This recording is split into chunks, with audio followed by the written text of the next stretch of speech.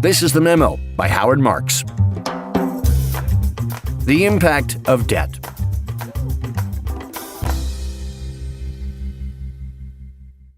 My partner Bruce Karsh recently supplied me with a newspaper article about chess that inspired me to write a brief memo called The Indispensability of Risk. The response to the memo was favorable, hopefully because people found the content valuable, but quite possibly because it was only 3 pages long versus the usual 10 to 12. Thus encouraged, I'm following up with another short memo. One of my more interesting sources for readings on practical philosophy, including investment philosophy, is the blog from the Collaborative Fund, to which Morgan Housel, a fund partner, is a regular contributor. As I read Housel's musings, I often find myself saying, "That's right in line with what I think." And at other times, I say, as I hope others say after reading my memos, I never thought of it that way. I found Housel's April 30th article entitled How I Think About Debt particularly interesting. The subject is the impact of debt on longevity, and it really boils down to a discussion of risk, one of my favorite topics. Housel starts by discussing the 140 businesses in Japan that are still operating more than 500 years after they were founded, and the few that are purportedly more than 1,000 years old. It's astounding to think what these businesses have endured. Dozens of wars, emperors, catastrophic earthquakes, tsunamis, depressions, on and on, endlessly. And yet they keep selling, generation after generation. These ultra-durable businesses are called shinise, and studies of them show they tend to share a common characteristic. They hold tons of cash and no debt. That's part of how they endure centuries of constant calamities. Clearly, all else being equal, people and companies that are indebted are more likely to run into trouble than those that aren't. And it goes without saying that a home or car that hasn't been used as collateral for a loan can't be foreclosed on or repossessed. It's the presence of debt that creates the possibility of default, foreclosure, and bankruptcy. Does that mean debt is a bad thing and should be avoided? Absolutely not. Rather, it's a matter of whether the amount of debt is appropriate relative to A, the size of the overall enterprise, and B, the potential for fluctuations in the enterprise's profitability and asset value. Housel frames the issue by introducing the idea of potential volatility over one's lifetime. Not just market volatility, but world and life volatility. Recessions, wars, divorces, illness, moves, floods, changes of heart, etc. With no debt, he postulates, we're likely to survive all but the most infrequent, most volatile events. But in a succession of illustrations, Housel shows that as the level of one's indebtedness increases, the range of volatility one can withstand narrows, until at a very high level of debt, only the tamest of environments are survivable. As Housel puts it, as debt increases, you narrow the range of outcomes you can endure in life. Housel's approach to thinking about debt, and especially his illustrations, reminded me of my December 2008 memo, Volatility plus Leverage equals Dynamite. Unless otherwise indicated, this memo is the source of the quotations that follow. In that memo, I used a series of simple graphics to show that the lower a company's debt load is, the greater the decline in fortune it could survive. And I made the following observation about the root cause of the global financial crisis, which was in full force at the time of the memo. The amount of borrowed money, leverage, that it's prudent to use is purely a function of the riskiness and volatility of the assets it's used to purchase. The more stable the assets, the more leverage it's safe to use. Riskier assets, less leverage. It's that simple. One of the main reasons for the problem today at financial institutions is that they underestimated the risk inherent in assets such as home mortgages and, as a result, bought too much mortgage-backed paper with too much borrowed money. Portfolios, leverage, and volatility. The reason for taking on debt, that is, using what investors call leverage, is simple: to increase so-called capital efficiency. Debt capital is usually cheap relative to the expected returns that motivate equity investments, and thus relative to the imputed cost of equity capital. Thus, it's efficient to use it in lieu of equity. In casinos, I've heard the pit boss say, "The more you bet, the more you win when you win." Likewise, for a given amount of equity capital, A, the more debt capital you use, the more assets you can own, and B, the more assets you own, the greater your profits will be, when things go well. But few people talk about the downside. The pit boss never says, "And the more you lose when you lose." Likewise, when your assets decline in value, the more leverage you've employed, the more equity loss you'll suffer. The magnification of gains and losses stemming from leverage is typically symmetrical. A given amount of leverage amplifies gains and losses similarly.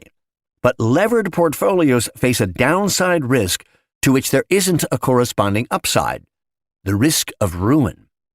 The most important adage regarding leverage reminds us to never forget the 6-foot-tall person who drowned crossing the stream that was 5 feet deep on average. To survive, you have to get through the low points, and the more leverage you carry, everything else being equal, the less likely you are to do so. It's important to recognize the role of volatility. Even if losses aren't permanent, a downward fluctuation can bring risk of ruin if a portfolio is highly leveraged, and A, the lenders can cut off credit, B, investors can be frightened into withdrawing their equity, or C, the violation of regulatory or contractual standards can trigger forced selling. Obviously, the greatest leverage-related losses occur when the potential for downward fluctuations has been underestimated for a meaningful period of time, and thus, the use of leverage has become excessive. Generally speaking, normal levels of volatility, those seen on a regular basis and documented through historical statistics, are used in investors' calculations and reflected in the amounts of leverage they employ. It's the isolated tail events that saddle levered investors with the greatest losses. The problem is that extreme volatility and loss surface only infrequently. And as time passes without that happening, it appears more and more likely that it'll never happen, that assumptions regarding risk were too conservative. Thus, it becomes tempting to relax rules and increase leverage. And often this is done just before the risk finally rears its head. As Nassim Nicholas Taleb wrote in Fooled by Randomness, reality is far more vicious than Russian roulette. First, it delivers the fatal bullet rather infrequently, like a revolver that would have hundreds, even thousands of chambers instead of 6. After a few dozen tries, one forgets about the existence of a bullet under a numbing false sense of security. Second, unlike a well-defined precise game like Russian roulette, where the risks are visible to anyone capable of multiplying and dividing by 6, one does not observe the barrel of reality. One is thus capable of unwittingly playing Russian roulette and calling it by some alternative, low-risk name. In all aspects of our lives, we base our decisions on what we think probably will happen. And in turn, we base that to a great extent on what usually happened in the past. We expect results to be close to the norm most of the time, but we know it's not unusual to see outcomes that are better or worse. Although we should bear in mind that, once in a while, a result will be outside the usual range, we tend to forget about the potential for outliers. And importantly, as illustrated by recent events, we rarely consider outcomes that have happened only once a century, or never. Cycles in the use of leverage. In my second book, Mastering the Market Cycle, Getting the Odds on Your Side, one of the longest chapters, and probably the most important, is one I hadn't planned when I first sat down to write: the cycle in attitudes toward risk. Investor psychology has a dominant influence on the market in the short run, and the attitudes that motivate investment decisions are often cyclical in nature, driving markets to irrational extremes and then correcting in the opposite direction, to the opposite extreme. Attitudes that govern the use of debt capital are examples of this cyclical process. When things have been going well for a while, asset prices have been rising, investment returns have been positive, and the use of leverage has paid off in the form of higher returns, investors view leverage as benign. As a result, the favorable aspects of leverage become well recognized. The negative potential is overlooked.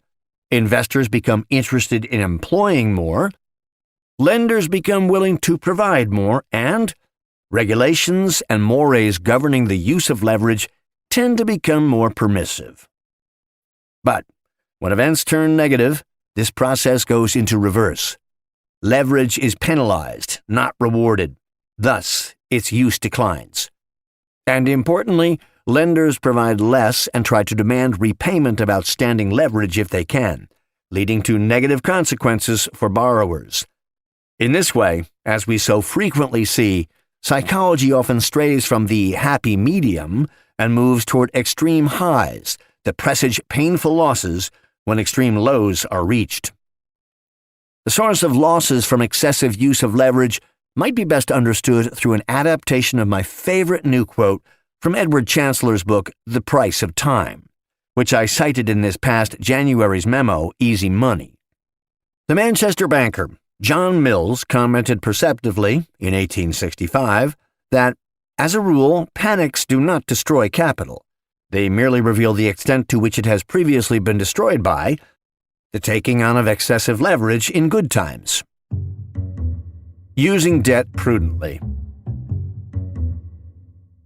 As with so many aspects of investing, determining the proper amount of leverage has to be a function of optimizing, not maximizing. Given that leverage magnifies gains when there are gains, and that investors only invest when they expect there to be gains, it can be tempting to think the right amount of leverage is all you can get. But if you bear in mind A, leverage's potential to magnify losses when there are losses, and B, the risk of ruin under extreme negative circumstances, investors should usually use less than the maximum available. Successful investments, perhaps enhanced by the moderate use of leverage, should usually provide a good enough return, something few people think about in good times. Here's how I summed it up in Volatility plus leverage equals dynamite. Clearly, it's difficult to always use the right amount of leverage because it's difficult to be sure you're allowing sufficiently for risk. Leverage should only be used on the basis of demonstrably cautious assumptions. And it should be noted that if you're doing something novel, unproven, risky, volatile, or potentially life-threatening, you shouldn't seek to maximize returns. Instead, err on the side of caution. The key to survival lies in what Warren Buffett constantly harps on: margin of safety. Using 100% of the leverage one's assets might justify is often incompatible with assuring survival when adverse outcomes materialize. The riskier the underlying assets, the less leverage should be used to buy them. Conservative assumptions on this subject will keep you from maximizing gains, but possibly save your financial life in bad times. The right way to think about debt may be best captured by one of the oldest maxims. There are old investors and there are bold investors, but there aren't many old, bold investors. Using a moderate amount of borrowed capital balances the desire for enhanced gains against the awareness of the potential negative consequences. It's only in this way that one can hope to attain the longevity of Morgan Housel's 500-year-old success stories. May 8th, 2024.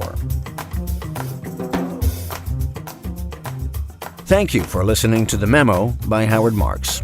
To hear more episodes, be sure to subscribe wherever you listen to podcasts.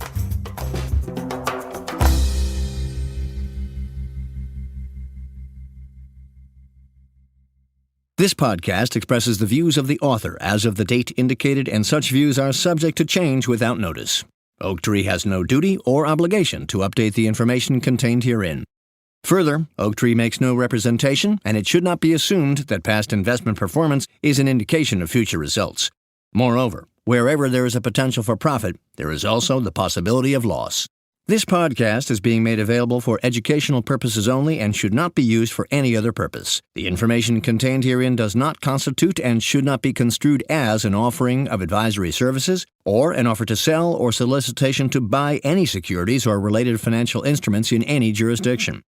Certain information contained herein concerning economic trends and performances based on or derived from information provided by independent third-party sources. Oaktree Capital Management, LP, Oaktree, believes that the sources from which such information has been obtained are reliable. However, it cannot guarantee the accuracy of such information and has not independently verified the accuracy or completeness of such information or the assumptions on which such information is based. This podcast, including the information contained herein, may not be copied, reproduced, republished, or posted in whole or in part in any form without the prior written consent of Oaktree. Audiation.